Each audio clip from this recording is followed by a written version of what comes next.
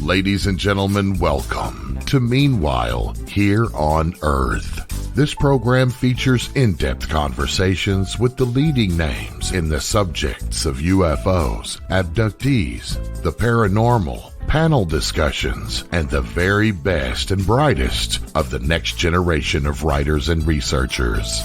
Meanwhile Here on Earth, the show breaking new ground in alternative talk with your intrepid host, veteran investigative writer and researcher, Peter Robbins.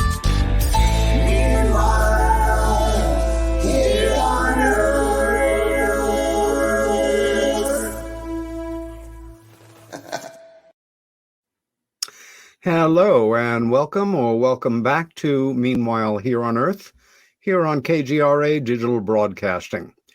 You can listen live and always at no cost to this show and all of KGRA's other shows at KGRA DB for digital broadcasting.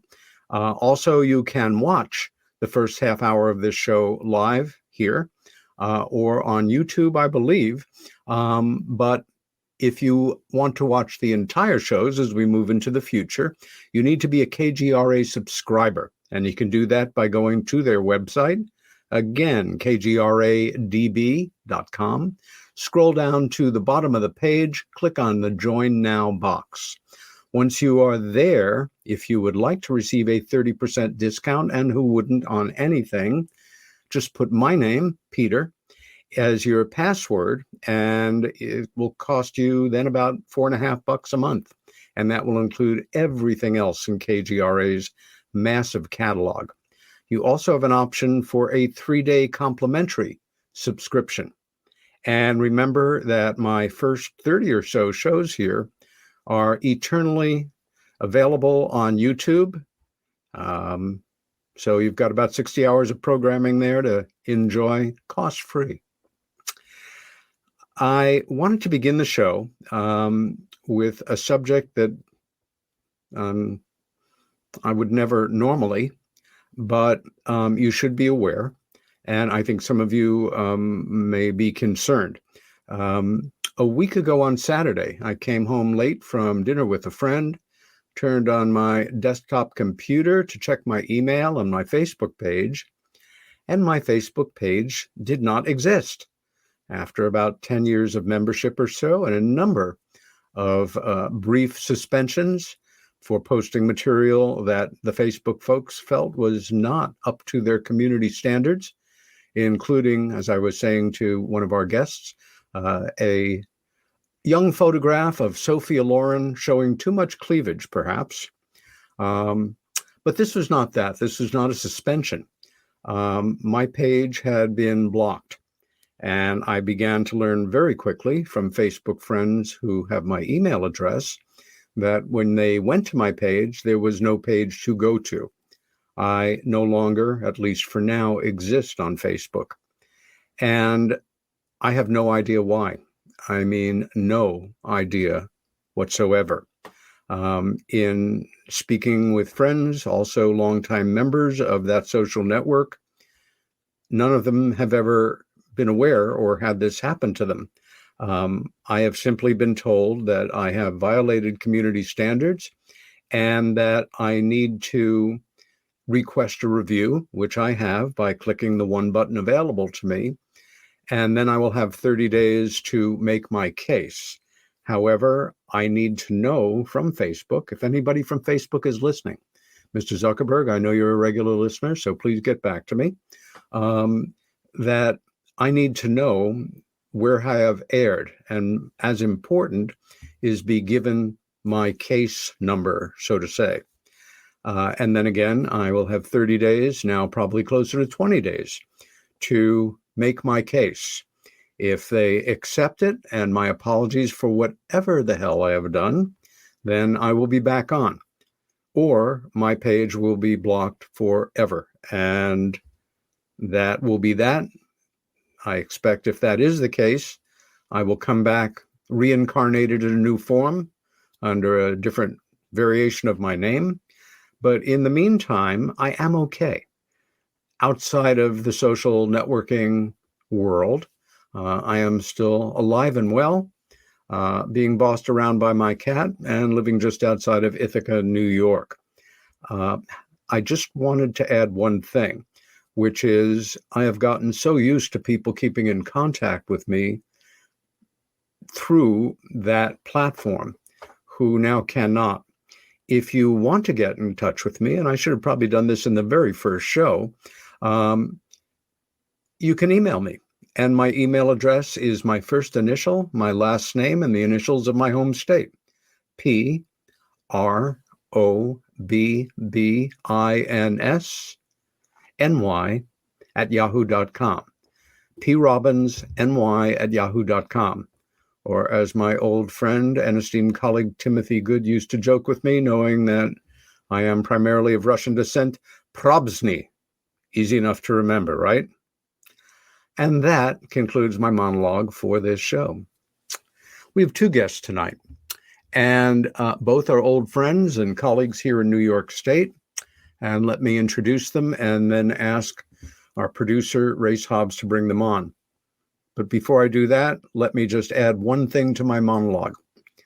10 years ago plus, Race Hobbs, whose mellifluous voice you hear in the voiceover on my theme song there, written by my dear friend and soul brother Albert Bouchard of the Blue Oyster Cult, created KGRA. He founded this network more than 10 years ago, has created its growth, has produced hundreds of shows over the years, and several years ago sold the station and remained on as a producer and advisor, and will now be going on to other projects. And this is the very last show he will be producing for me live.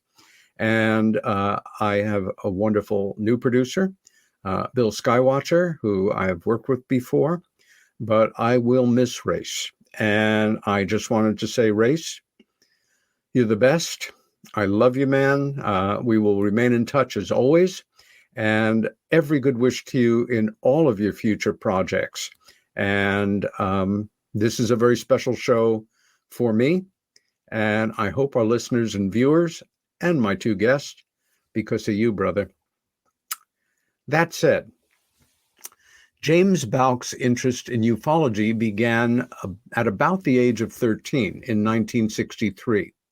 He undertook his first UFO investigation in 1971 and has gone on to investigate hundreds of sightings since that time. Jim joined MUFON in 1992 as a field investigator and went on to become the New York State Director, a position he served in from 1999 until 2010. During that period, Bob Long was his assistant state director. Jim Bouck has published 2 books on UFOs and just completed a third. In addition, he has lectured at UFO conferences here in New York State and around the country, and given many radio and television interviews and lectures, and very much hopes disclosure comes soon. And we don't blame you. Robert Long grew up in the 60s listening to stories about Betty and Barney Hill being abducted by occupants of a UFO and hearing about incidents involving UFOs in Exeter, New Hampshire. His interest and fascination with the subject of UFOs grew throughout childhood, but waned as high school, college, and life in general left him little time for that interest. This was back in the day when UFOs were still a bit of a fascination, but if you thought somebody was driving them, well, then you were nuts. Yes, that was true. Until Bob received a copy of the then newly printed book Communion by Whitley Strieber as a Christmas present from his mother. On the cover, of course, was the head of that ubiquitous alien being with the large almond-shaped eyes that grabbed everyone's attention and rattled others for some unknown reason. Being fascinated by the aspect of alien beings before, and especially now after reading Communion, the book he acquired was written, the next book he acquired was written by a New York-based artist named Bud Hopkins. The book was entitled Missing Time and came at a pivotal point in Bob's life. His interest in the topic of alien abduction exploded in the mid-'80s, and he began reading and collecting every book and article he could find on the subject. Soon, he began attending UFO conferences and seeking out people claiming a close encounter experience, finding time to talk with them personally about it, and developing that interest. The birth of the internet expanded his reach outside of the southern tier of New York State and resulted in approximately 20 hours a week being dedicated to the study of UFOs and specifically alien abduction. Now having a rabid interest in the subject, Bob made the decision to join the largest UFO organization in the world then and still, the Mutual UFO Network, better known as MUFON. MUFON was founded in 1969 and really drew as many of the best and brightest minds on the subject out there as we had at the time. This gave him access to numerous new resources, and in time, Bob became Assistant State Director for New York MUFON, a position he held for a decade, alongside State Director Jim Bouck, co-author of the book Alien Abduction, The Control Factor, which we'll be discussing this evening.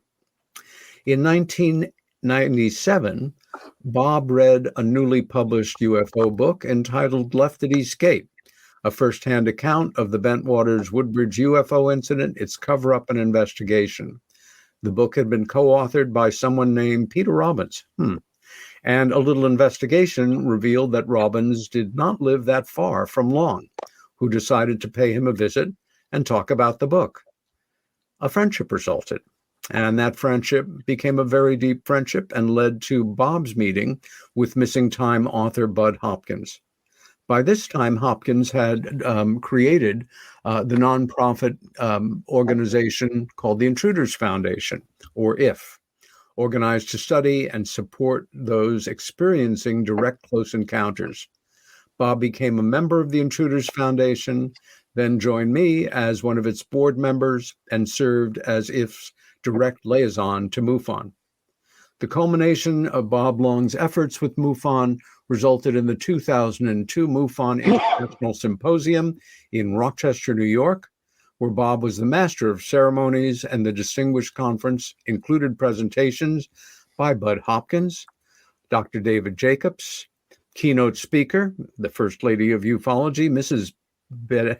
Betty Hill, and myself, and was where many of us in ufology first heard an upstart new presence in the field named Richard M. Dolan. From here, Bob's life settled back to relative normal for a while until he received a call from Jim Bouck, who began the conversation by saying, "I think we should write a book together." The rest, as they say, is history. Welcome, Jim Bouck and Bob Long. Oh, Peter. Thank you. Glad to have you guys on the show finally. It was a little trip. I'm going to begin by asking you a question, Jim. You mentioned in your introduction that you were 13 years old when you first developed an interest in the subject of UFOs. What was it that sparked that interest for you? Curiosity, mostly. I really didn't have any much science background in school or anything. In fact, I took very little science at all in school. But I would sit outside, look up at the stars, and just be in awe of everything I could see up there. It was just so amazing. The brightness and the numbers. And like a lot of other people, why are there so many stars up there? And is there anybody else up there? So I decided I had to look into it because I would see newspaper articles or magazine articles. I collected every article I could ever find and try to read everything I could. And my curiosity just got bigger. Did you have any friends at that age that shared that interest with you? Well, actually, our school in the high school had a Project Blue Book Club. And a lot of people did join it to participate in it, to learn things from it. I was going to, even though I had already had my own interests. But at that time in my life, sports came first. And my interest in UFOs waited until after I got out of high school. You know, it seems so obvious, but I've been doing this show since December. We're now into 40 plus programs. And you said something at the beginning that made me realize, with all of the guests that I've had, and it's probably been more than 100 because there have been often more than one guest per show and sometimes panel discussions, nobody has ever said what you have said. And it's such a basic, it's the building block of everything around our curiosity about this subject. Being a kid or being an adult and just looking at the night sky and all the stars, if you're able to see a lot of stars where you are, and light pollution sometimes makes that a problem, but that part of our mind that wonders, are there other folks out there in one way or another? And if so, the bigger questions that brings up. And that's not something necessarily common to modern times. In fact, if anything, I would guess if we went back 500, 1,000 or more years, you have young people and older people on certain nights looking up, asking themselves or each other the exact same question. Bob, you mentioned in your opening remarks that I read that your interest in the subject was sparked by the seminally important Betty and Barney Hill UFO abduction case. You were living in the southern tier of New York, where you are now. I wanted to ask you, had you read the John Fuller's book, Interrupted Journey, or was this something you learned like from late night radio, or that somebody talked to you about the Hill case in question here? I remember somebody told me about it that was in the newspaper. Ah. I mean, I was a young kid at the time, but I had I still had an interest, and I think I always had an interest in space and model rockets and stuff like that. Yeah. So when someone said, "Oh, these people claim they've seen a UFO and were taken aboard," it's like, yeah, hey, that sounds interesting. Yeah. We are all of the generation, to a degree, that grew up with this miraculous new thing called the space program. Yes. And it allowed us to dream kind of big as kids. It was, as I recall, 1965 when the Hill case broke in the media. So that could certainly ignite a young person's imagination, no question about it. The idea of other beings out there who come and go from here with impunity obviously changed the world when the story of Roswell broke and Kenneth Arnold in 1947. And next year, of course, will be the 75th anniversary of that. I'm curious with both of you on a basic question here. We've talked about it, we've joked about it over the years and things, but it's sort of key to what ultimately has resulted in the publication of your book, Alien Abduction, The Control Factor. And as I'll be talking about, and you as well, it's a different kind of book about a subject that is now begun to be fairly well explored in quite a number of fine books. And that is this. In the 1970s, which was when I became involved in the field, it was understandable and understood that the UFO research community, which in this country was mostly middle-aged guys with some exceptions, although it's, I guess, still pretty much dominated by that demographic,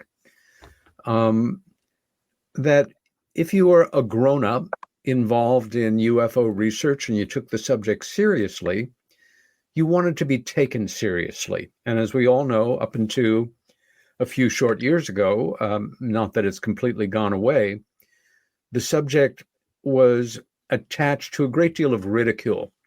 And the forces that be were brilliant when that ridicule was set in motion in 1947, along with the birth of the modern age of UFOs.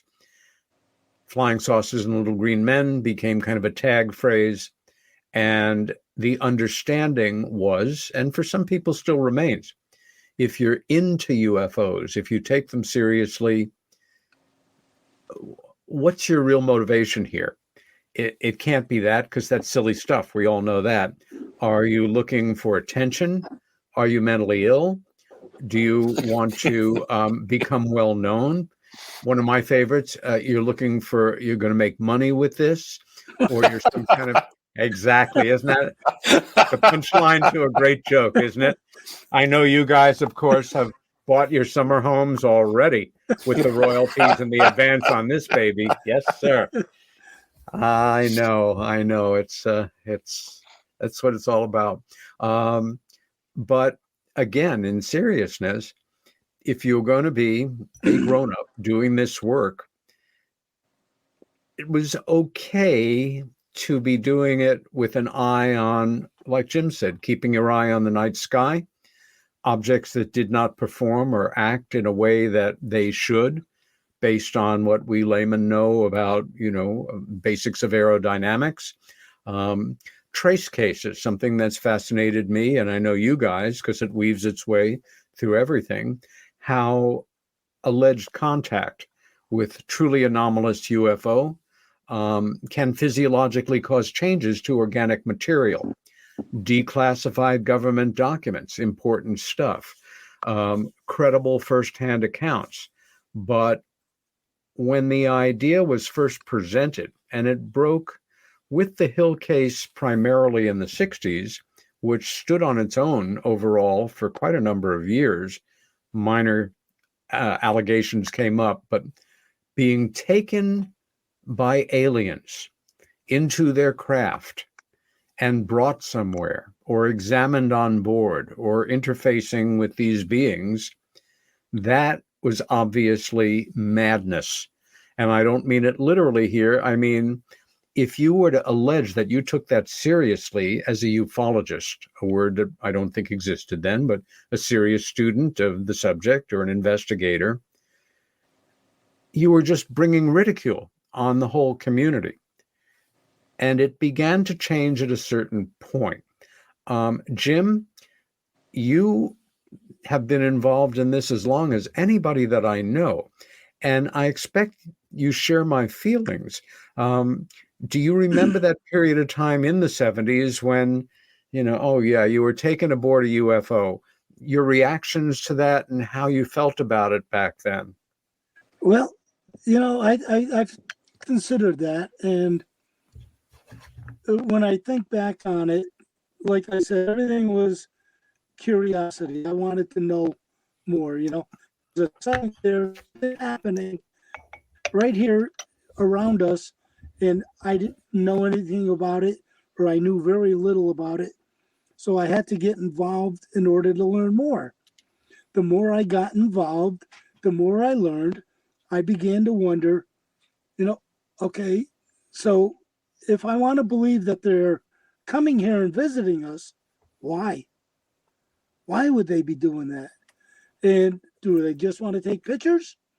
I used to think jokingly that we were just some kid homework. There had to be a reason. So the fact that somebody is being taken, being studied, it just made that would be, you know, for it to happen. Is it possible for you to be a little bit closer to your mic? You're fading every once in a while there. Oh, okay. But what you say, of course, makes great sense.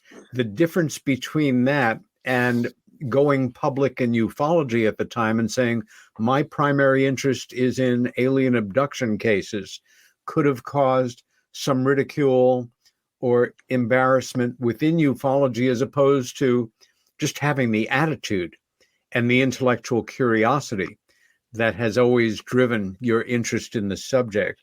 I bring it up in part, and Bob, I want to get to this with you as well. Last month marked the 10th anniversary since Bud Hopkins had died, and certainly a towering figure in the work that we associate with the abduction phenomena. And it was Don Schmidt who, in reflecting on his memories about Bud, said that he remembered working as an investigator directly for J. Allen Hynek when Hynek first heard about this Bud Hopkins person and his work, and was not pleased, did not take the subject of abductions necessarily as seriously as he might have. And it was not until after he met Bud and started to see what he was doing and the results he was getting, the evidence he was presenting, that he did start to take it seriously. And with some humor, Dr. David Jacobs once said to me about ufology in the 70s overall, we were focused on the cars and not the drivers, which completely cracked me up and did tell that story. Bob, coming back to you, your interest in the subject, unlike Jim's in a more general way, began with an interest in this abduction case and then was re-sparked. And I'm guessing your mother probably gave you communion close to its publication year in 1987. Is that a fair assumption? Yes. Okay. And by then, things were starting to change. Were you aware, though, as somebody who was digging into this subject in an almost obsessive manner, that if you really started to be public about your interest in it rather than the UFO subject in general, you might be opening yourself up to some ridicule? Indeed. I raised a lot of eyebrows. Didn't stop me, but I find that usually I could start a conversation, ask them a few questions, ask them if they were familiar with the Drake equation and the pictures from the Hubble telescope later on showing the billions and billions of stars out there. As far as abduction, I said, well, think about a couple of polar bears talking, and one guy comes home, or one polar bear comes home late. He'd been gone for a long time. He says, wow, I had this weirdest experience. This funny thing flew over top of me with lights. And suddenly I felt sleepy. And I woke up hours later and I got this thing stuck in my ear. And I made my way back here. And that sounds crazy, doesn't it? Does it? That's what we do. So why couldn't some other species do the same thing? I couldn't agree with you more. I relate a similar anecdote, usually substituting otters, but one and the same. The reality of the phenomena, I don't know about you guys, but for all my years in the work, and I've said this before on this show, relative to the abduction phenomena, which is the thread that runs through many of the broadcasts that we've done here.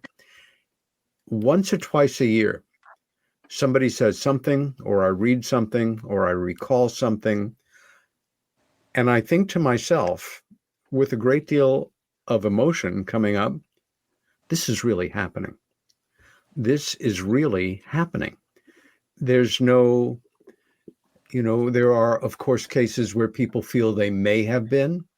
And there's always that sort of intellectual skeptical argument that this may be some complex psychological aberration combined with a phenomenon called sleep paralysis, which is very real, combined with a subliminal memory from some science fiction movie you saw that impacted on your thinking more than you think. Sure. But this is really happening.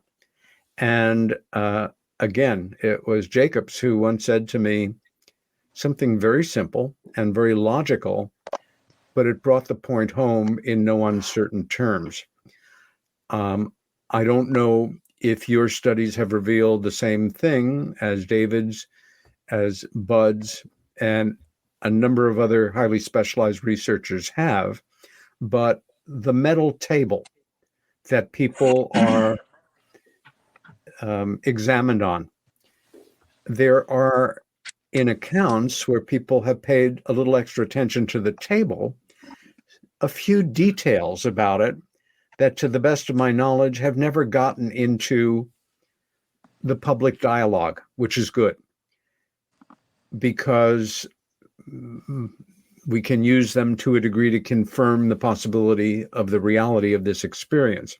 Anyway, what David said to me is, I want you to remember that somewhere out there on some planet or asteroid or in some underground factory, on some celestial body, there is what we would call a factory. And within that factory, there is a division that makes these tables.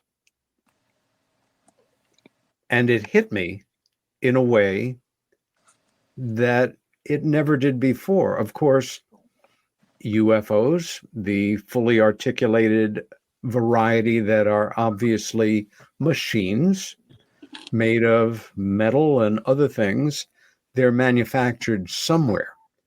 But just that statement brought it all home to me. And I hope that I never become so used to the idea that, oh yeah, UFOs are real and people are abducted by them, that I lose contact with that shocking fact, because it's kind of easy to do it. We're involved in an area of study surrounded by colleagues and books and documentaries and films, and how deeply this has penetrated into popular culture over the decades, that, yeah, we usually take it for granted in our work, but it's real. And we need to remember how real it is sometimes, and not, just sort of sink into that lethargy, so to say, of taking it for granted.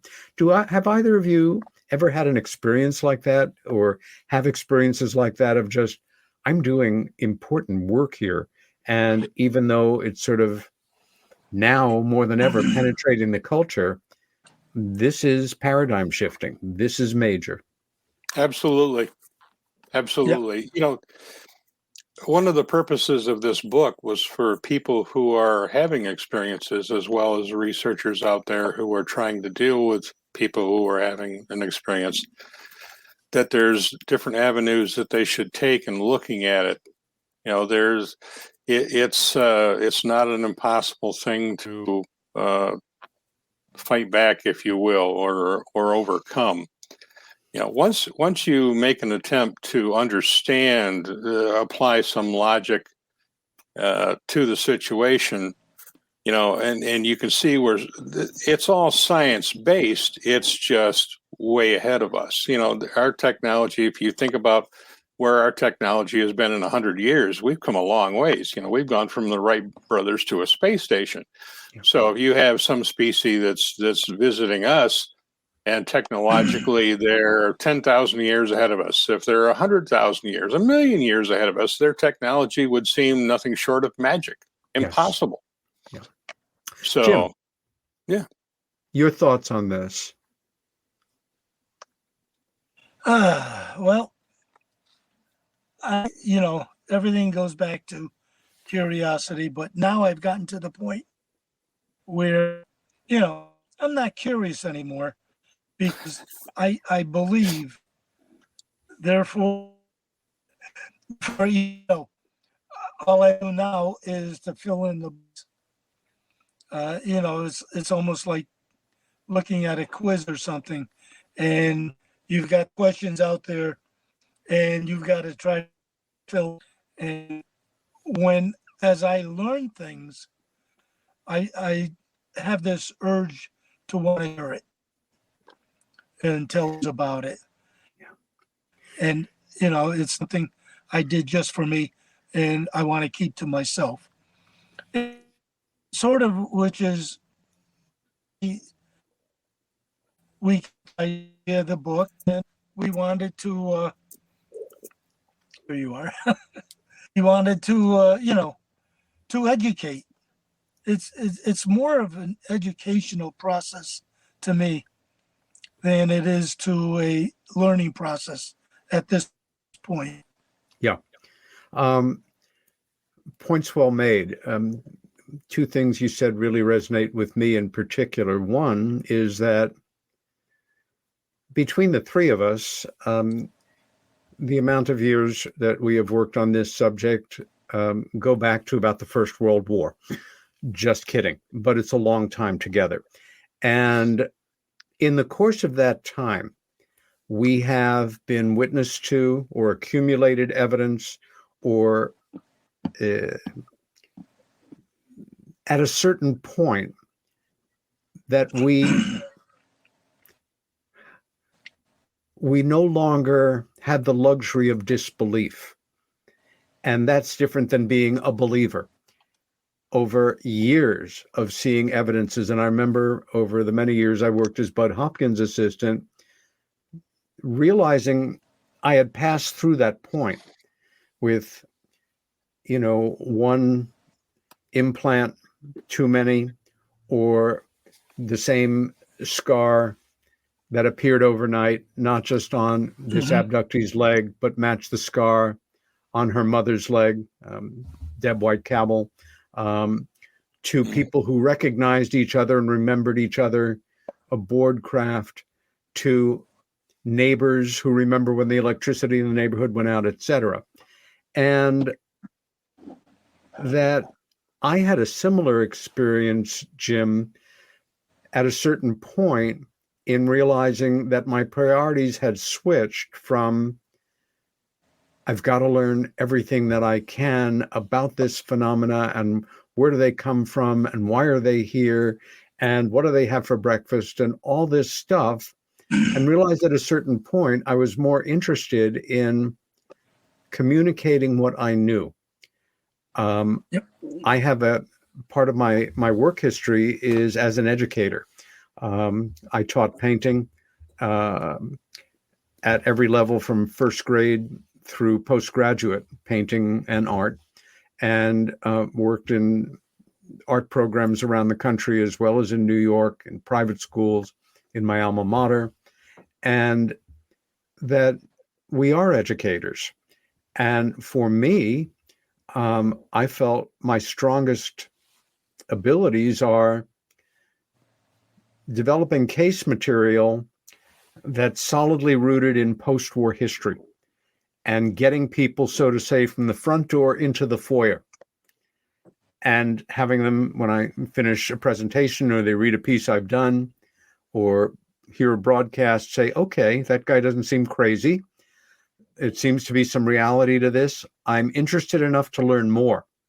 And then get them into the living room where there are many of our colleagues willing to take it from there. But I think more and more our role is as educators. And again, it's one of the things that sets your book off. Right now, I'm going to read something from your book, and it's something that I wrote.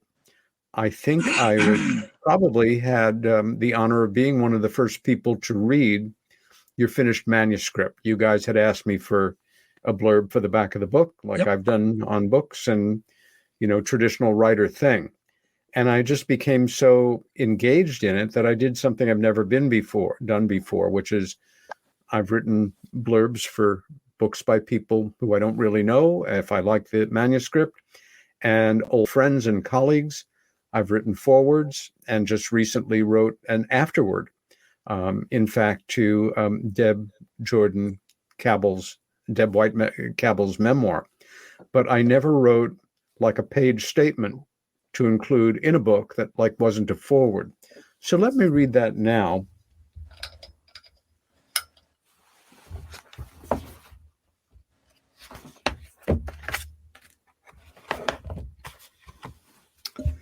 Like many areas of human interest, the subject of truly anomalous, unidentifying flying objects, or UAPs, unidentified aerial phenomena if you prefer, break down into assortment of separate areas of inquiry, including sightings, radar returns, trace cases, contact cases, declassified documents, aircraft encounters, both military and civilian, crash retrievals, government cover-up, and a myriad of other areas of study. But for those of us who have devoted years of professional research and investigation to such matters, the most disturbing, complex, and centrally important key to understanding the true nature of this paradigm-shifting reality in the UFO or alien abduction phenomena. The relevant literature generated over the decades has run the gamut from the scholarly to the sensationalistic, and that is being kind. With Interrupted Journey author John G. Fuller's 1965 classic investigation into the Betty and Barney Hill experience marking really the beginning of serious literature on the subject, and Kathleen Marden and Denise Stoner's courageous and insightful The Alien Abduction Files, published in 2013, a fine example of more recent abduction-related titles. Now comes James Bouck's and Robert Long's Alien Abduction, The Control Factor. Bouck, co-author of UFOs Above the Law, and Long, both lifelong residents of upstate New York, have decades and decades of investigatory experience between them and come at their subject in as grounded and pragmatic a manner as possible. While alien abduction is methodical and well-grounded in its approach to the matter at hand, the author's focus throughout remains solidly on these other intelligences or aliens' well-documented abilities to control and manipulate their subjects' free will, perceptions, and indeed the world immediately around them. It is this control factor that allows the abductors to go about their business as effectively as they do. But Bouck and Long are not simply interested in noting such particulars. Drawing on their own findings, as well as some of the most respected research that has preceded them, they make clear that experiencers need not sit still and accept their fates, but that resistance is both possible and, in some instances, successful. Alien Abduction thoroughly reviews the basics surrounding abduction, including the defining mythologies, debunking contact cases, the subjective evidence, statistical evidence, differing scenarios, indicators of abduction, implants, theories on why they are taking us, the phenomena of selective invisibility, mind control, regaining control, and the science associated with all such allegations. All in all, Bouck and Long have not only produced a book that deserves to take its place alongside other important volumes on the subject, but one that will be of value to beginners as well as seasoned hands in the field. I congratulate the authors on a job well done, and I do so again right now.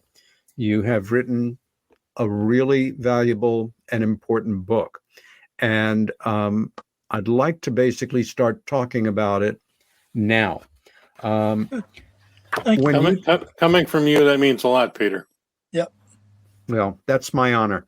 And, we are all in this together. I have no patience for prima donnas or even that part of myself that, likes special attention. I guess we all do.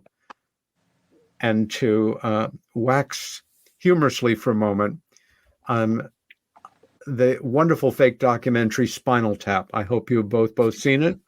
It's about a heavy metal band. Bob, you're smiling. I think you have. Jim, you may not have. No, Right, because you're not a metalhead. no.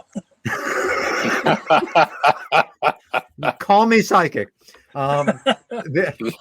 It's a wonderful spoof on rock bands of the metal variety, and the combined IQ of this band is not very high. They're all very lovable, but there comes a scene in the dressing room, either before or after the show, where the food is laid out by the caterers, and the guitarist, wonderfully played by Christopher Guest, is complaining to their manager. He's complaining because although they have all these cold cuts, the bread, it's really small rounds of bread. They're not big slices. And I mean, the cold cut is this size and the bread is this size. And and he kind of loses it, as one would if one had an IQ of 40 and could not figure out that folding the piece of meat in four might help. I bring it up because when I was completely unknown in this work, I was really fortunate in the people that I reached out to who were there for me. And we owe it to each other. We are a community, and we are, again, all in this together. And, in print on demand and the world where big publishers only pick up big titles as a rule, it's not like you guys had a $40,000 advertising budget for this book. And the main part of this show for me is that I want every one of my viewers and listeners to know about this book, certainly as much as other books that I've liked, but this is one that could have gotten by you, and it shouldn't. So I wanted to ask you guys, as Jim, you had a book under your belt already, maybe two. Your book that I also read and enjoyed on law enforcement and UFOs, which we'll talk about a bit later. You came to Bob with an idea of writing a book together. Did you have it formed in your mind what kind of UFO book it was going to be before that, or let's figure that out as we go? Well, this book actually never started out as a book. It was an idea I had to do as a lecture.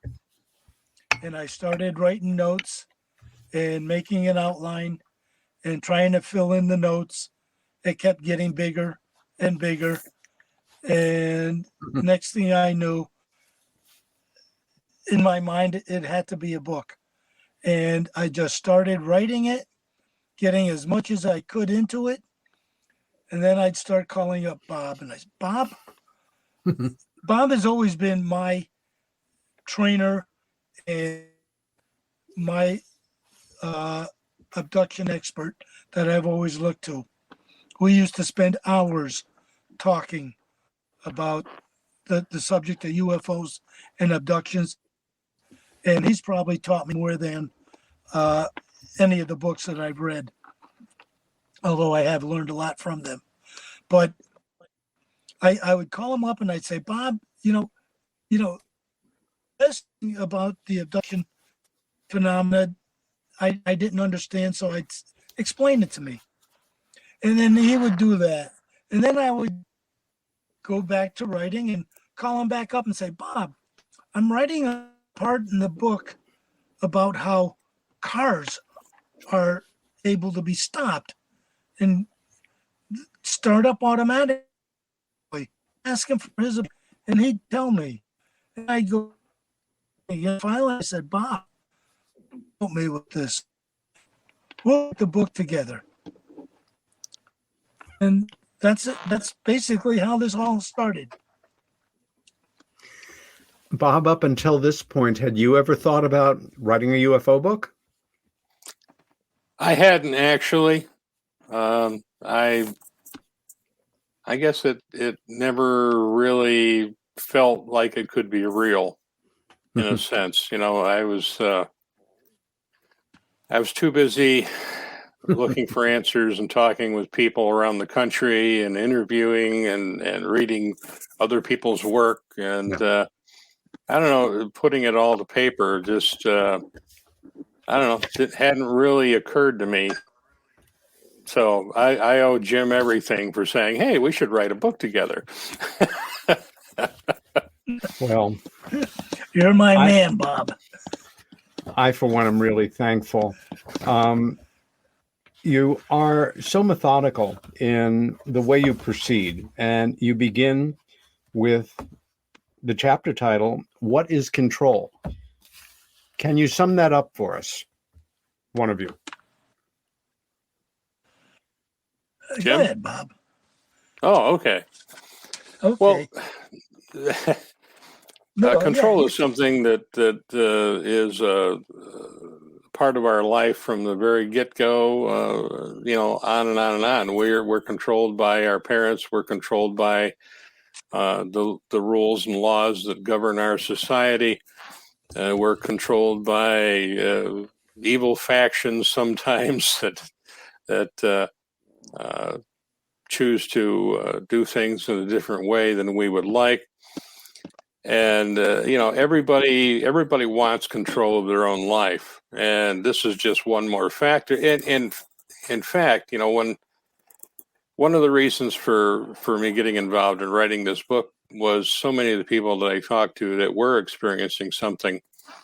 They were such a they were at such a loss because they felt that they had no control at all in the situation, and it became so dire to some people. I remember one woman that I worked with briefly checked herself into a psych ward, and after the fact, it's like, why did you do that? She goes, because I'd rather think that I was crazy instead of that actually happening.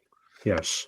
And there have been people whose marriages have broken up because of the weirdness of the experience. People's children that became involved and talking with parents that were just beside themselves and crying and just didn't know what to do. So these are the people that really touched my heart and my soul, if you will, that they needed help. They needed to know that there's ways that they can go about. One of the people, I think I put it in the book, he was looking for some way to gain control, and he had tried to fool the three Greys that would come to get him, and he ran a tripwire across a doorway. He lived in a trailer type housing where I had a long corridor hallway, and they would always come down that hallway, and he ran this tripwire, and he tried the best he could to put it out of his mind, because he knew if he thought about it, they would know it was there, and they would step over it. Well, I remember when this happened, he says, I got one. He says, the first one came through that doorway, tripped, and hit the floor. He said, I couldn't move anything but my eyes, but I couldn't have been more happy because I had affected some control on them. And the other two are just looking at him very disapprovingly, like, what did you do? And, something as simple as that literally turned his life around because he had done something to them that they couldn't have prevented. Well, so I thought it was such a great idea to begin a book like this, relating this thread that runs through everybody's lives. And you've said it very well. We would all ideally like to control our lives.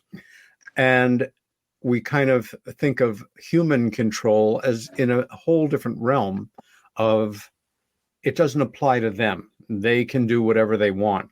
And to a great degree, that's true, but not completely. And in beginning the book like this, you take a step to demystify and bring them into the realm of other living creatures, even if they're a million years ahead of us. They're not infallible, and like machines, they're made of moving parts to a degree, and things go wrong occasionally. Maybe that is one of the factors that brought down that craft outside of a small town back then in 1947 called Roswell, New Mexico. And with that, we are coming into the end of our first hour. Talk about your missing time experiences. And we are going to take a brief break, 3 minutes or so, and then we will, as Arnold Schwarzenegger said so immortally, be Bouck.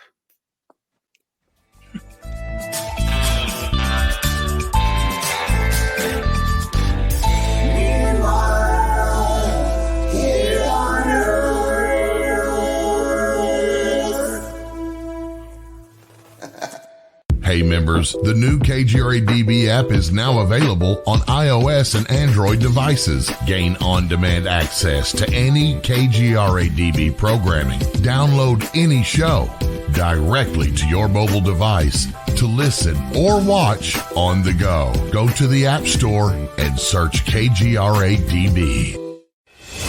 Welcome to the new KGRA digital broadcasting website, thekgradb.com. Here you'll find great new content, including the KGRA Classics, great shows from our archives. You'll be able to see the show times and information so you can see what show is currently on air. The on-air live button, so just go to this section and you'll be able to hear the show live with exceptional sound quality.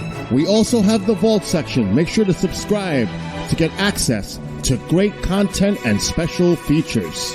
We have the make content for our latest news and events, so make sure to sign up and you can be part of our forum. So make sure to check out the new KGRA digital broadcasting website, thekgradb.com. We look forward to seeing you there, and we hope that you enjoy the new website.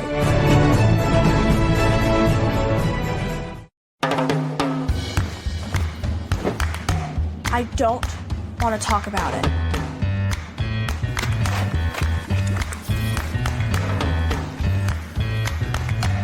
I don't want to talk about it.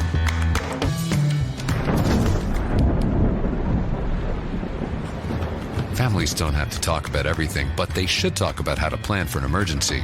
Get tips and resources to make your family's emergency plan.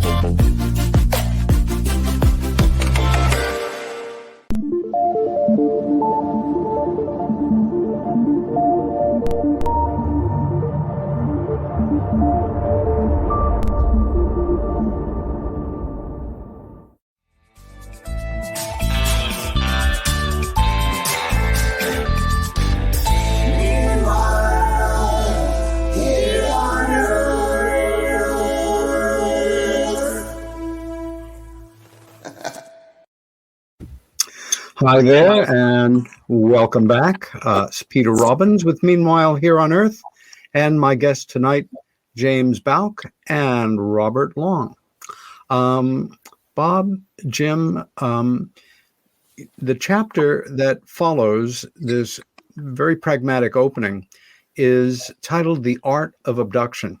And it was a perfect choice of words, I thought, because I'm an artist, and I have a history of coming at this subject not from a traditional angle.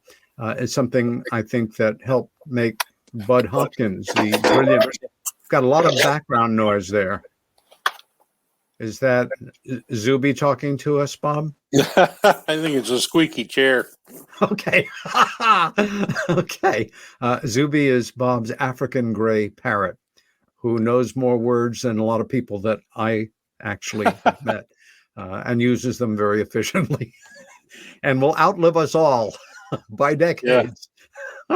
um, but the art of abduction, you chose that phrase, and you lay out that idea. Tell us a little about that, either of you. Not all at once. Okay. Well, the art of abduction basically is what they do to make us convinced that we want to do this, that Yes. this is all right, it's not bad, we're going to enjoy it, and we're not going to be harmed.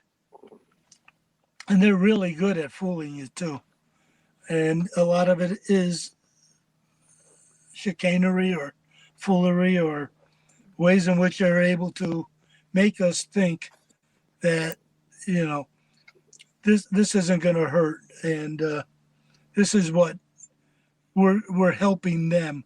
We're helping our own world. We're helping educate. Again, that word education. Yeah, you signed up for it. I'm sorry, Bob, you broke up. I said, and you signed up for it. You gave us permission to do this. Yes, yes, Bless you. They do. They want you to think that.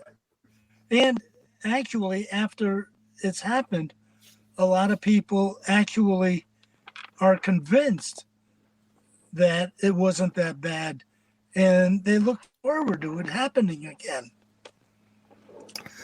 Let me digress here for one moment, because it's something that began to strike me in my first few years of working with Bud, namely that we were hyper-focused on the abduction experience.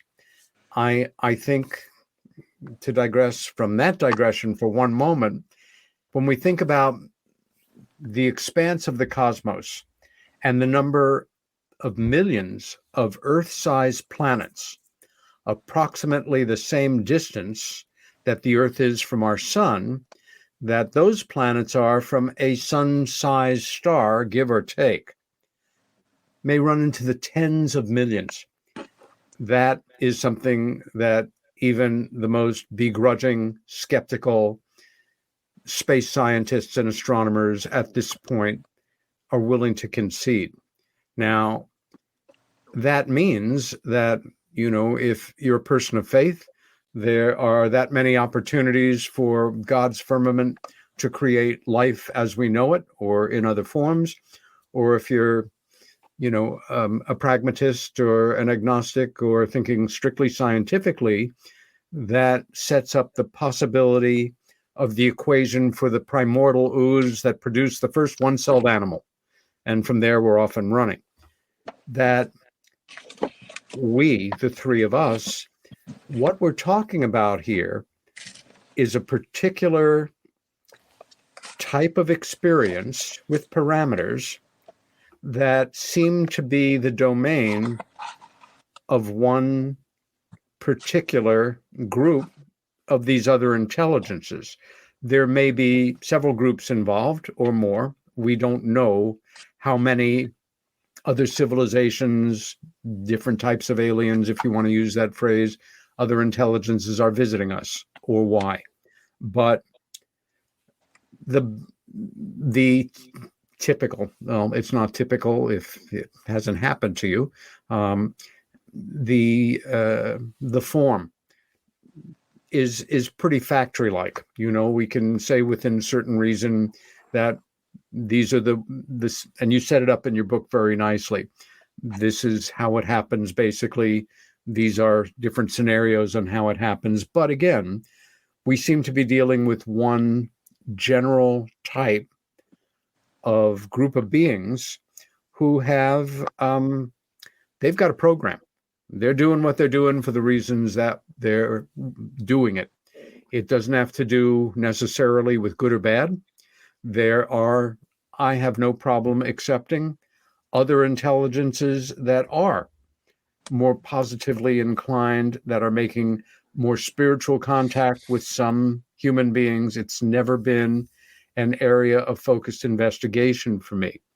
But this phenomena that you talk about that is so well documented of this is happening to me and I should be in shock. I'm rising off the ground, or there are these beings in my bedroom, or I'm on a metal table with no clothes on and they're looking at me and I'm kind of like, yeah, this is interesting.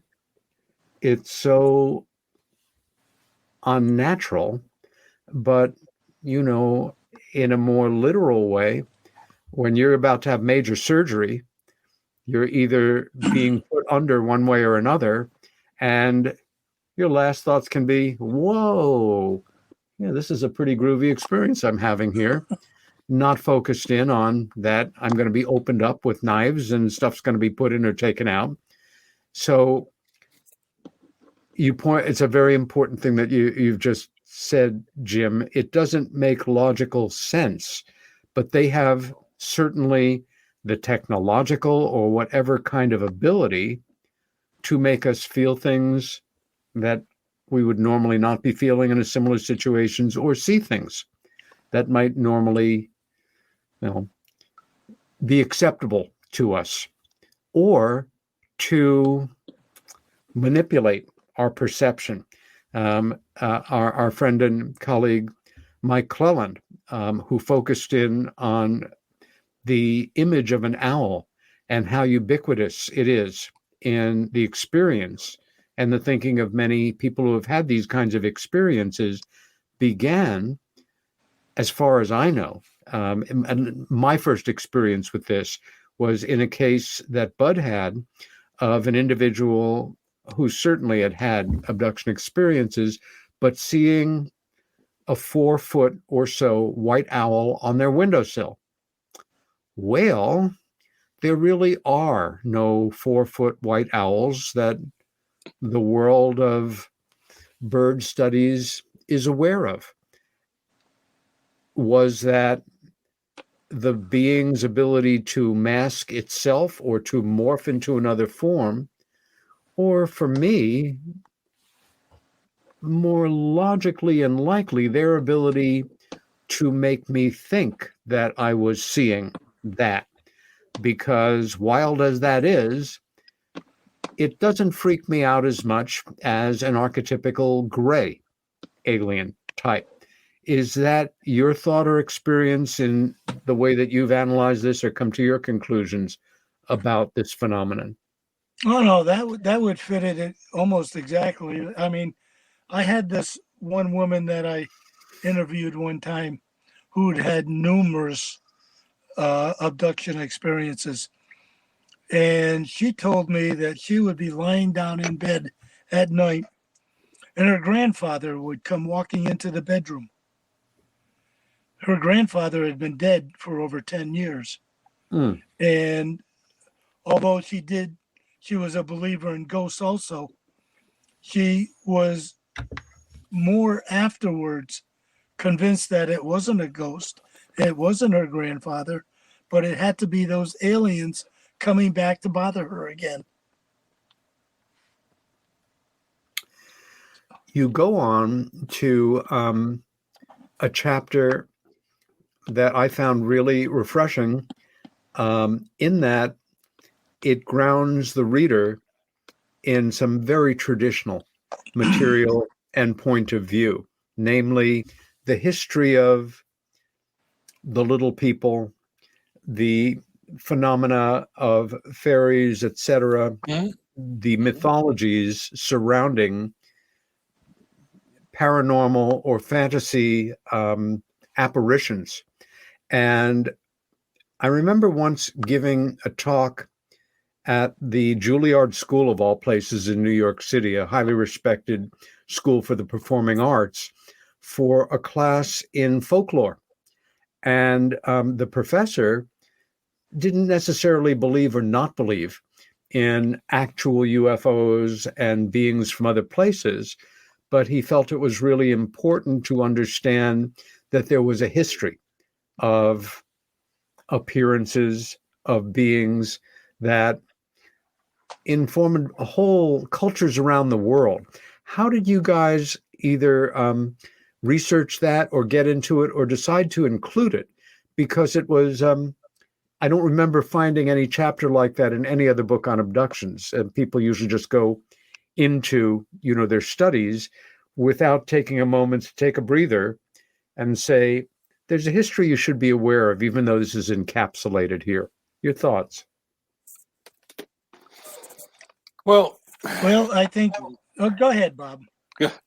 history has been inundated with stories of little people, and rather they were stories that were to fascinate children.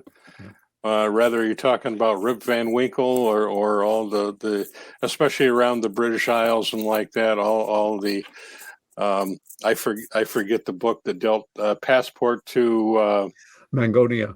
Mangonia, but that was heavily into all of that stuff. And you wonder how many of those stories, or if you look at these small gray beings, how many of those could have been contacted one way or another. You were mentioning the owl.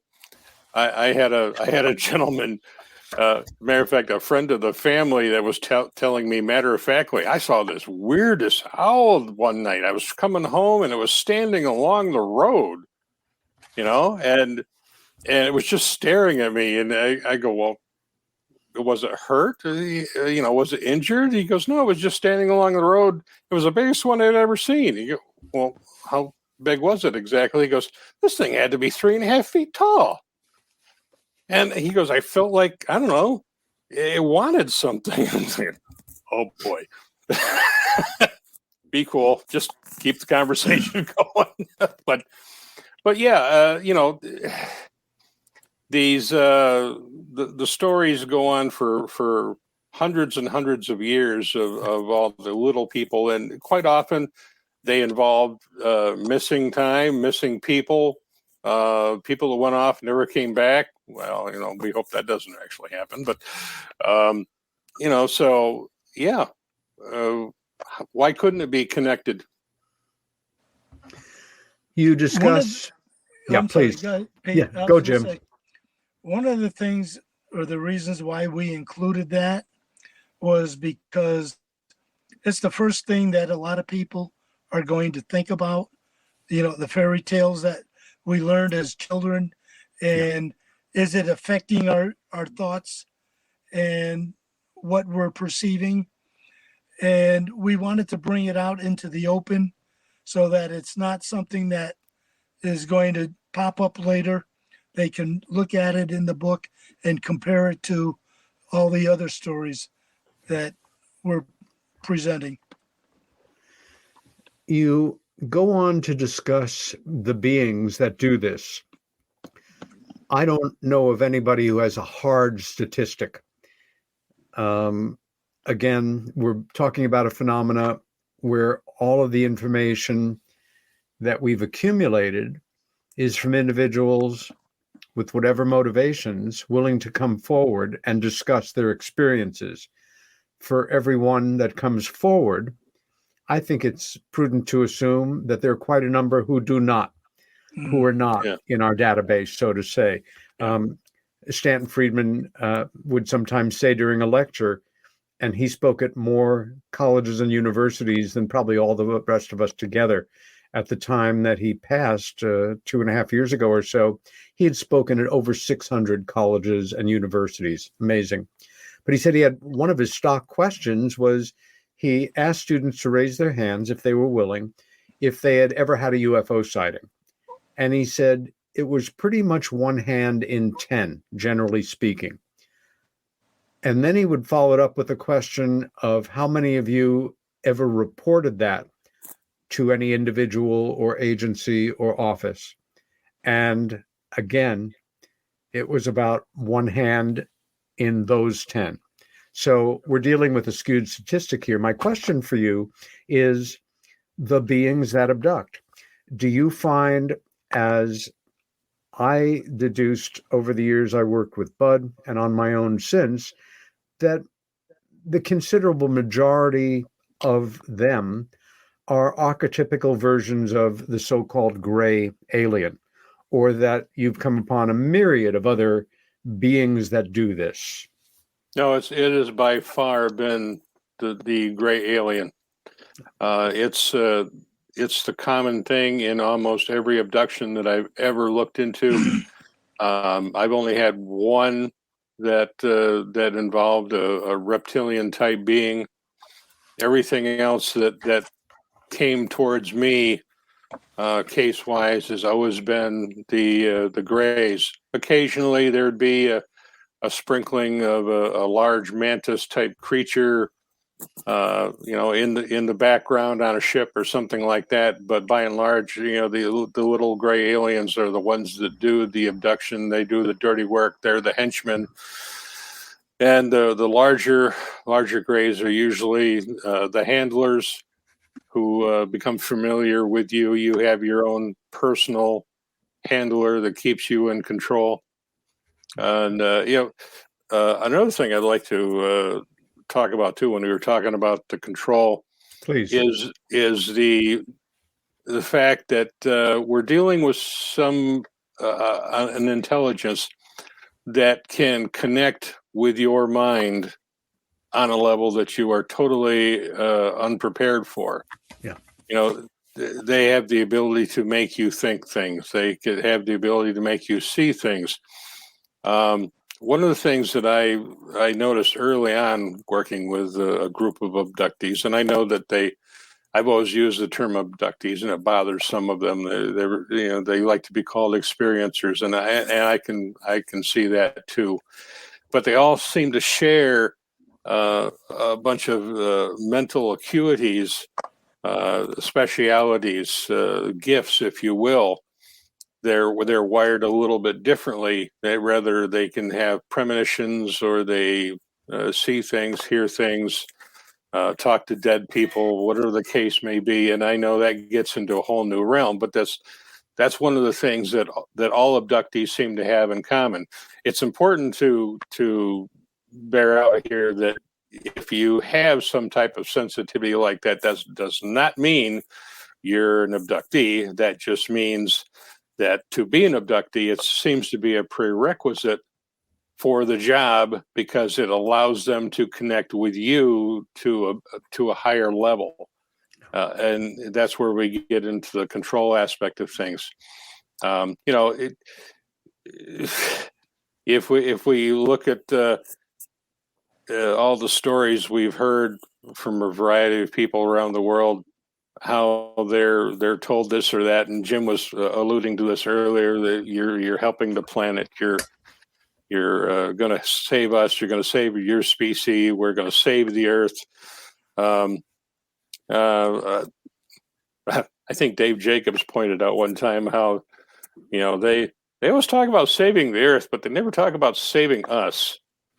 Anyway, I digress.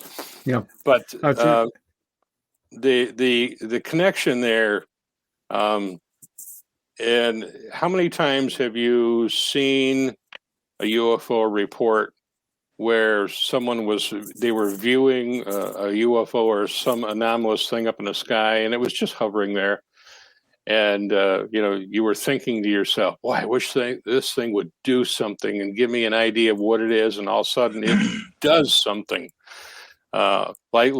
Like it heard you, and I even had an experience like that at one point in time. When it comes to believing UFOs, see one. That does a lot for your belief system. Yeah.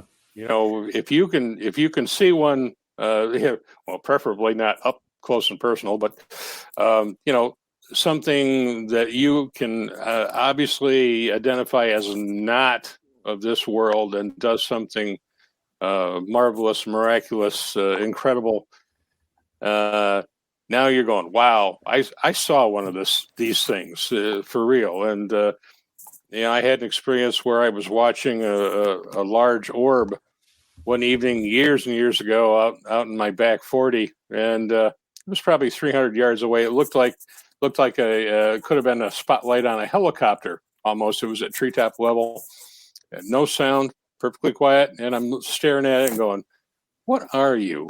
what is going on here? Do something. And just then it started this falling leaf pattern where it would go whoop, whoop, whoop, whoop. And, I freaked out, ran in the house for my wife and, of course, the video recorder. And by the time I came back out, it was gone. But, it let me know. And I think it's that kind of a connection that so many abductees have, and they don't realize that they do to a certain extent. You can use that to your benefit as well during abductions. Yeah. You bring up a very important point. As I was privy to more and more accounts, as you know, Bob, because you and my sister Helen were good friends. Mm-hmm. Helen's case, to use the dispassionate term, was the very first investigation that I was involved in. Essentially, what happened to my sister? And once I started to work with Bud, after he had established himself as a leader in this pioneering field, I began hearing these accounts, call them interactive. And the nuts and bolts pragmatist in me kind of clamped down. It was just, no, you're impressionable. That's very unlikely. I have a problem with that. Then thinking back to when the phenomena first began to really be examined, the logical assumption, let me know if this confirms what you first thought or felt or assumed about this, that if this happened to you, if you, minding your own business one day, were taken and brought aboard and had an experience and then returned, the likelihood that this was going to happen to you again was about the same possibility as getting hit by lightning twice. That's what made sense to my logical mind. But of course, we have learned over the intervening decades that, in fact, not only is that not the case, but that overwhelmingly individuals that have this happen have a history of having it happened. Remembered, partially remembered, hanging out as a free-floating anxiety that in many cases is explorable, and that if it has happened to you, the overwhelming likelihood is that one, at least, of your parents have had something similar happen, and that it's also more likely than not that one or more of your children may be subject to this experience. Is that something that follows your thinking as your thinking evolved in this area, guys? That's the scariest part Absolutely. of the whole thing that I consider when I'm talking with somebody, is that somebody who's been abducted, that they weren't the first in their family. They're not going to be the last. And how do you deal with your children if you are positive that someday it's going to happen to them? What do you do? I couldn't have said it better. And I'm remembering, again, one afternoon working in Bud's studio. He was either out or upstairs writing. I took a phone call from a young woman who wanted to make an appointment to speak with Bud. And I'm taking down the information and doing my best to put her at ease that I'm Bud's assistant and anything you say to me will remain in confidence except to relate it to Mr. Hopkins. And she started to describe her experience and told me enough for me to say, and I was very careful here, not to say, well, it sounds like you've been abducted by aliens. That's a terrible thing for you to say, on a phone call to somebody you've never met based on what. Right.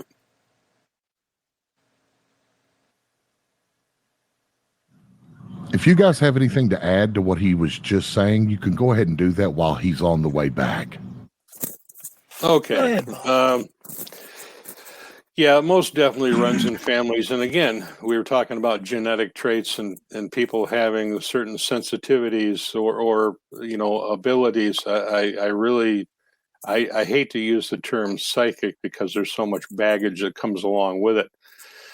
But that does run in families as well. And it was pretty evident when you're interviewing somebody who's had a close encounter, they saw a UFO, and you're talking with them, and they go, "Oh yeah, my mom, she used to see UFOs all the time." Really? Tell me about that. Oh yeah, it's as Jim pointed out, it does travel in lines, genetic lines, and it does affect children of some abductees as well. Um, I remember a gentleman I worked with, and he just my heart wept for him. He told me about an experience he had one night where he felt that they were going to show up, as so many abductees do. They had the feeling, the anxiety that they're possibly going to get a visit that evening, and he was awake. He was scared half to death. He hadn't gone to sleep yet, and he got up to go to the bathroom, and he was walking down the hallway, and he saw this blue light coming from underneath his son's door. And anybody who's very familiar with the abduction process, quite often there is a very strong blue light that is involved in the process. And he saw this blue light coming from under his door, and he just froze. He said, I was scared to death. They were coming after my son. My son was, I forget, he was 5 or 6 at the time. And he said, "What do I do? Do I rush in and try to save him, and then they'll just control me, and then they'll take him anyway? Do I do nothing and just try to console him after the fact? What do I do?" And he said that eventually it seemed like a tremendous amount of time had passed. It hadn't, but he had his hand on the doorknob, and finally he found the internal fortitude to turn the doorknob and push the door open. And when he did, he found his son in the middle of the floor where he had fallen asleep watching the TV in his room. And the TV, of course, back then you had a test pattern at night. You didn't have 24-hour television. So it had this bright blue test pattern on the TV is where the blue light was coming from. And he said he just got down on the floor, scooped up his son, and sat there just sobbing for what seemed like forever. And the guy relating this story to me, it's like, my gosh, how do you cope with this if you're a parent, and even if you're familiar with the experience, you remember enough of it where you can kind of cope on your own. How do you deal with it from a perspective of being a parent? And there's so many instances throughout this the investigation of this that have just touched me in many, many ways, right to the soul, because you're dealing with people and on a level that very few experience, if you will. Jim, you got anything to add? Well, I want to jump in here. It is definitely a heavy. But by the way, ladies and gentlemen, Peter has lost internet. His ISP has dropped, so he is working on trying to get it back. As soon as it gets back, he will be back here with us. But I just wanted to say, in my research for 30 years, over 30 years in this abduction, the abduction part of it, because there's so many facets to the term UFO, but it's the heaviest. And even raising children in a normal environment is hard and difficult at times. I just can't imagine. Robert, that is an amazing point you just made. Now, Jim, go ahead and say what you were going to say. I'll step out of the way. Well, I was, excuse me, basically going to agree with Bob. I mean, the fear of somebody that you you love and care for and are raising, that something like this might happen and you feel helpless and you don't know what to do. And one of the things that we try to put in our book are ways in which other people have attempted to prevent or terminate something like this happening. And we've been able to share it from other people, what they've gone through, and that we are, we want others to be able to consider the possibility that this might help them in their endeavors. Welcome back, Peter. Thank you. Can you hear me? I have no memory of. And it's now Tuesday. Who are you guys anyway? I had to bring myself back in to laugh at that one. That was really good. Thank you. Speaking of that, Peter, speaking of that, one of the best things that they ever do to those that they abduct is give them the ability to forget. Yeah. So if you forgot what happened while you were gone, we'll understand. No, my memory is coming back to me now. And whatever bad things you were saying about me while I was off the air, folks, don't trust them. Don't trust them at all. You talk about a typical abduction scenario. Use the phrase separating the wheat from the chaff. I think in the popular imagination, there may be some people who feel, gosh, there are enough weird ball people out there that some people might get a kick out of saying, hey, I had this alien abduction experience and, I'm kind of special kind of person like that. Yeah. And like that there's a healthy percentage of people that are just faking it to get their jollies off. In my experience, I have found it incredibly rare. Not that it hasn't happened, and not that it hasn't happened to me in my life and career in terms of somebody misrepresenting themselves.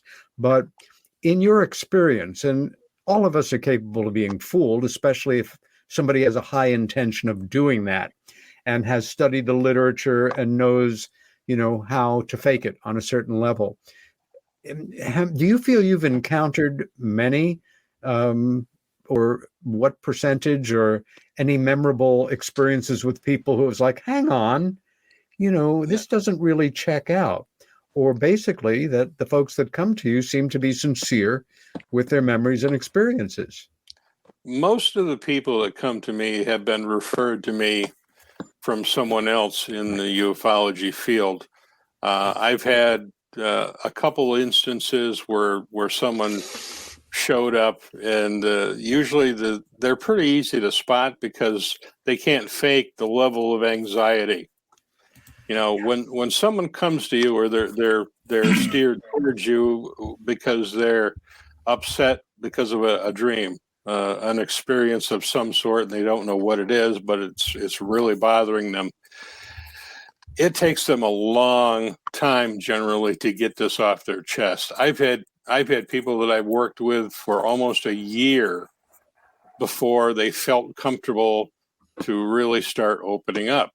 Someone is faking it. They don't have the fortitude to wait. They want the bang for their buck, and they want it fast. So usually the people who go, oh, let me tell you about my abduction, they're probably not the ones who actually experienced it. So yeah, it's pretty rare as far as my experience. Jim? I have to agree with Bob, but I find that most of the ones that I've come across, I've had a few of them referred to me, but as a state director, I was always looking at every report that came into the state. And a lot of times when sending out an investigator or doing one myself and talking to the witness of just an ordinary UFO sighting, you start asking them certain questions and they say something that draws your attention, and you think about it, and so you tend to ask them another question, but you don't let them know what you're thinking. And somehow, when as they're talking about what they've seen and how they saw it and what happened, something will come out more that causes you to think, well, maybe this is not just a UFO sighting. And they had no intentions of ever imagining that this could have happened to them. You remind me that, again, going back to the 1970s and the state of UFO investigation at the time, it wasn't that the UFO research community was asking the wrong questions regarding this. They weren't asking questions at all about it. If you had a sighting, it was kind of a dragnet sort of scenario, just the facts, ma'am. And you weren't looking to pursue that line of questioning. Over the years, people like Bud and Dave and other significant key first-generation researchers on their own, and then comparing notes, developed lists of what I would call presenting signs that on their own or a few together meant absolutely nothing. But I think that it came to like 15 or 16 points that were particular and quirky to an individual. And if the great majority of those were things that the individual genuinely felt or embodied, that didn't mean that you were an abductee or an experiencer. It meant the probabilities were better. And I remember as a kid, pretty early television, we don't have public service announcements now really on, all the zillions of channels and cable access things. But when we were kids, there'd be public service announcements. And I remember one, I was probably pre-adolescent, maybe 7, 8 years old, whatever. These are the 7 deadly warning signs of cancer. A sore or cut that will not heal. A sore throat that goes on. I've got a sore. I don't have. Hopefully I never will have cancer. But, we are subject. In the case of a few of these protocols, and I'll give a few, some years ago, Bud was still alive, I think, somebody who did not mean him well got a hold of a list of them and published them, which really was kind of reprehensible and only hurt the research. But it was, as I recall, not really picked up on, good luck finding it. But for example, you are a kind of person who not just doesn't like to go to the dentist, most people don't, but you really have a deep, deep fear of being in that office and seeing the people in white and, the procedures and the methodicalness of things. When you're driving somewhere, there is a place. It can be the most beautiful pastoral, almost cartoon-like, a little brook with lovely trees and wildflowers. You will do anything to avoid that area. Mm-hmm. And so on. Again, on their own, they mean nothing. But grouped together, they're powerful. In the miniseries Intruders, which you guys probably remember, it was produced by CBS in 1992. It was 4 hours. It wasn't strictly the book. It was inspired by the book, but CBS had also picked up the option for Bud's first book, Missing Time. So it was a hodgepodge, and they added stuff. Bud was not thrilled with the final product, but he liked parts of it. I found it a very good entertainment and a very educational one, and I found parts of it very moving. And there is a scene where the actress who is playing the character based on Deb White-Cabell, the great Mare Winningham, a wonderful character actress. She's making breakfast for the family. She's getting distracted with memories. The toast is burning. Oh, what happens is the toast burns because she's looking into the frying pan and there are 2 fried eggs looking up at her. Now, we can joke about that, but for me, it was one of those kind of moments thinking that could be a real trigger for someone thinking about those big eyes. Mm-hmm. In It's always about the eyes. Yeah. And I know my sister, when she first talked to me about this, it was at least a decade, maybe more, before the term gray started to be used to describe these beings. And when I asked her in our initial conversation about this, what did they look like? And she said, well, the way I said it to myself as a kid, she was 12 years old at the time, they were like little doctors with big black eyes who talked to me in my head. And bingo. Helen, as you know, Bob, also had a very tall one that seemed to be, as you say, the controller. And that was the one that was saying to her this, that, and the other thing. Moving on here, selective invisibility. This one is another one of those things when the idea was first presented to me. It's like, well, I don't know, that may be pushing it. And then seeing more and more evidence. And I remember at one point, Bud returning from a tour of Australia and giving talks around the country and sitting me down and saying, I had a case there. And some of the basics of the case were, it was a couple, as I recall, on a beach, a very crowded beach in Australia, a lot of outdoor folks, and the weather was beautiful. And he said the guy looked up and there was a fully articulated, detailed honkin' UFO. It was right there above the beach. Several thousand people probably, or at least hundreds on the beach, but a lot of people. And he looked around and no one was observing it. You'd think that somebody else might see it.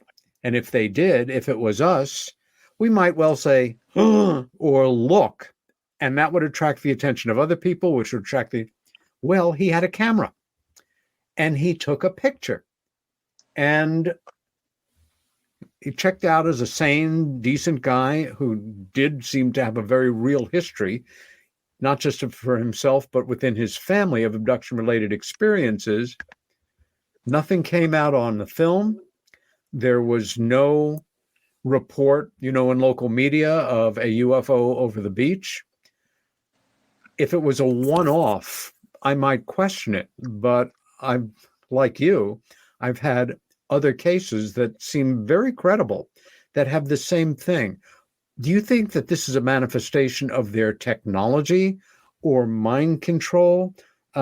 Your thoughts, because we don't know for certainty what's governing this, but your thoughts, guys, on this. I think it's both. Their technology. I think it's both. Yeah, their technology, I believe, is such that light can be bent around the craft, so it's seamless that they're not there. And we see this, astronomers see this all the time. It's called gravitational lensing. Yeah. They may be looking at a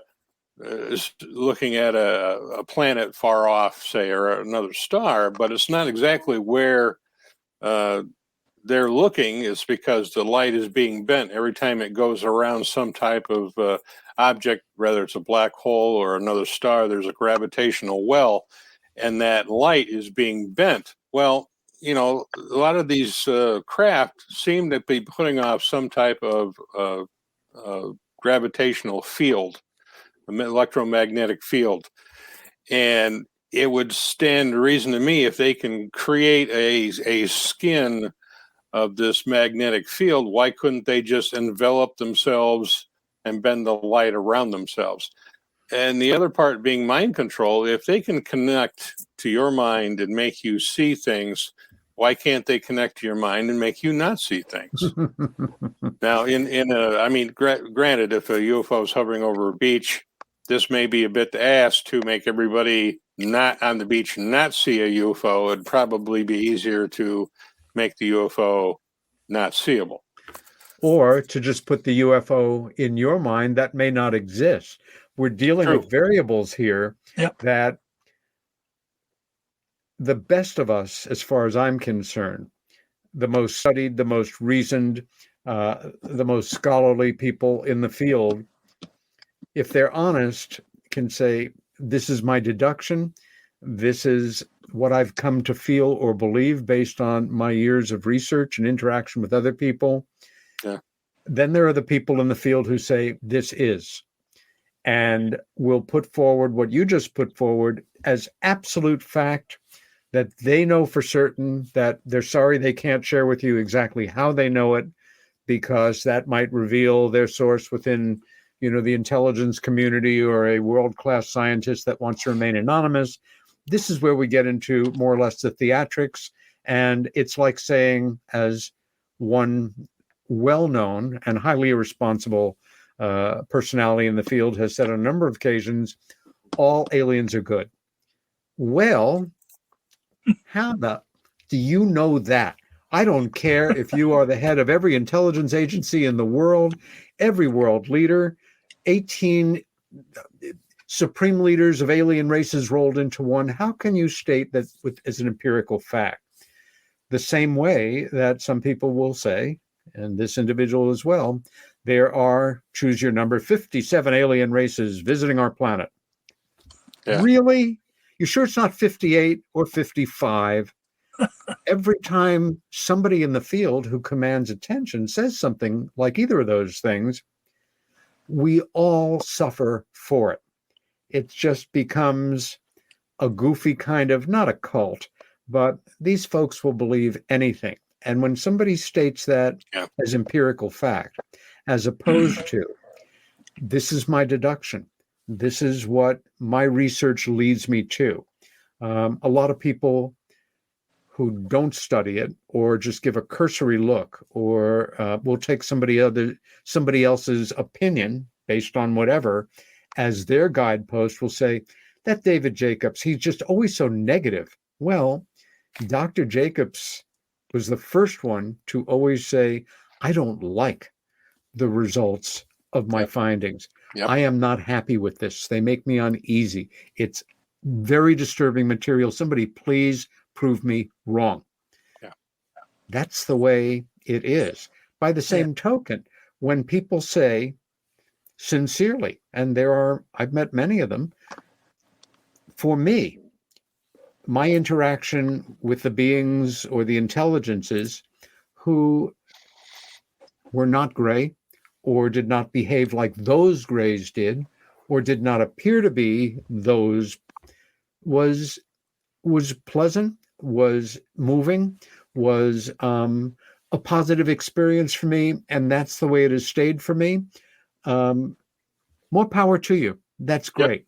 Again, I think we are dealing with a myriad of beings that are possibly as different as we are from each other, with different intentions, by fate, by circumstance, by intellectual curiosity.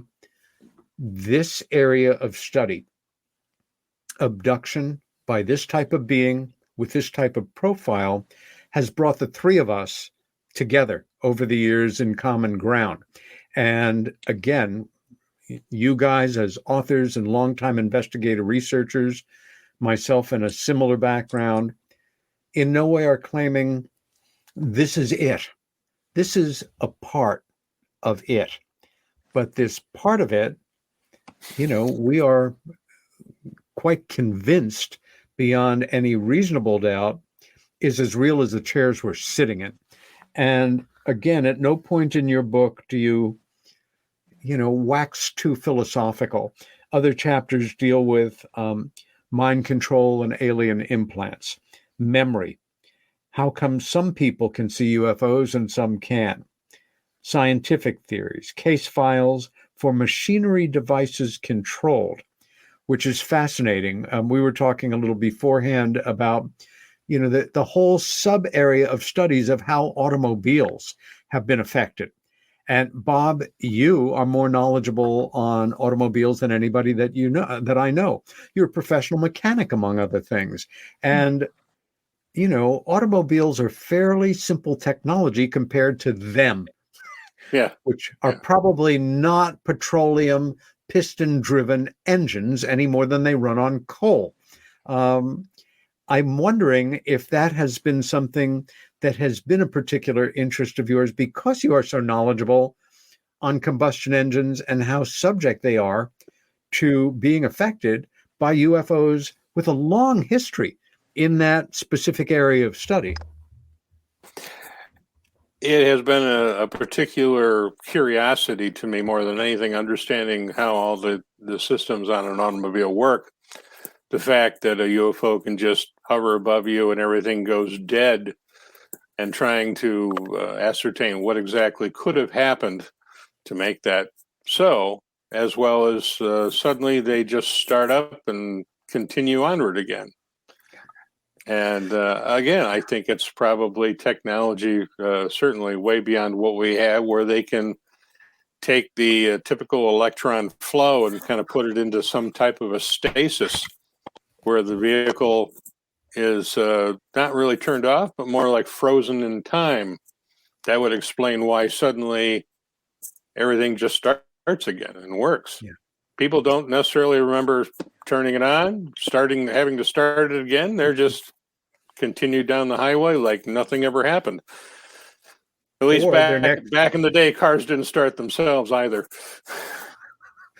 Or they have a moment and all of a sudden there's someplace else some miles away. Right. I'm reminded of that missing time. That wonderful scene in Close Encounters of the Third Kind where we see the small UFOs. There's a bunch of people on the side of the road and they come zipping along. And whether you're a kid or an adult, when that film came out, of course, it was very moving, very well researched, as we know, and a film where in the climactic part, Dr. Alan Hynek plays himself, where the great French director, whose name I'm blanking on at the moment, plays Jacques Vallée. Truffaut, exactly. And Bud Hopkins' first case, which involved a man on the Jersey Coast Road with the UFO, what he thought was a car, coming up behind him, middle of the night, and his static on his radio, the static's getting worse. In the old days, as you know, Bob, as mechanic, the way to deal with static on the radio was start to pound on the dashboard several times, and hopefully it would knock the tube back in or, whatever. But that as it came up and the static got awful, it simply went right over his car and continued along. We are coming into our last few minutes, gentlemen. I so appreciate your sharing your knowledge with us, and it's been great reconnecting with you both as well. Any closing thoughts before we have to take the show out? Jim? Well, going back to a little bit of what we were just talking about earlier about how people sometimes think that maybe it's a good thing that this is happening either to them or to others in the world. My thought has always been, and I can't imagine I'm never going to change it, that it could never be a good thing. You've got these people, these aliens, these creatures, whatever. They're coming here. They're taking people without permission, without their knowledge, doing all kinds of absurd and cruel things to them. And in most cases, if it was a human doing it to a human, they'd have been arrested for rape. But now all you're going to get if you report it to the police is laughed at. So it's never a good thing to me. I think that even if you do see that, well, maybe it is a good thing. Well, maybe it's because they want you to think that. I'm going to take us out with a few photos here. And as I do, I again want to thank my longtime producer and dear friend Race Hobbs for starting KGRA, for being there for so many of us who work on this station, as Bob emceeing the 2002 Rochester MUFON Symposium, and wish him the best on behalf of all of us as he moves on to other work and other adventures. Bob with Betty Hill, Bob with Bud, and Bob with some guy here.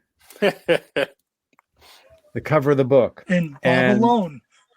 Don't forget about UFOs Above the Law, True Encounters with Law Enforcement, one of Jim Bouck's other books. Again, thank you guys. My guest next week will be screenwriter Tracy Torme, best known for his work on films like Fire in the Sky, I Am Legend, and Sliders. Tracy is a longtime friend, was of Bud Hopkins, friend of Dave Jacobs. He has also written for Star Trek, The Next Generation, Saturday Night Live, among his many other credits, and it's going to be a really interesting show. If you have enjoyed this show, I speak to all of you out there, and particularly to those of you who keep joining us in our chat room. Please tell your friends. Please subscribe to the show. See you next week, same time, same station. And remember, stand up for what you believe in, stay well, and be kind to each other. Till next week.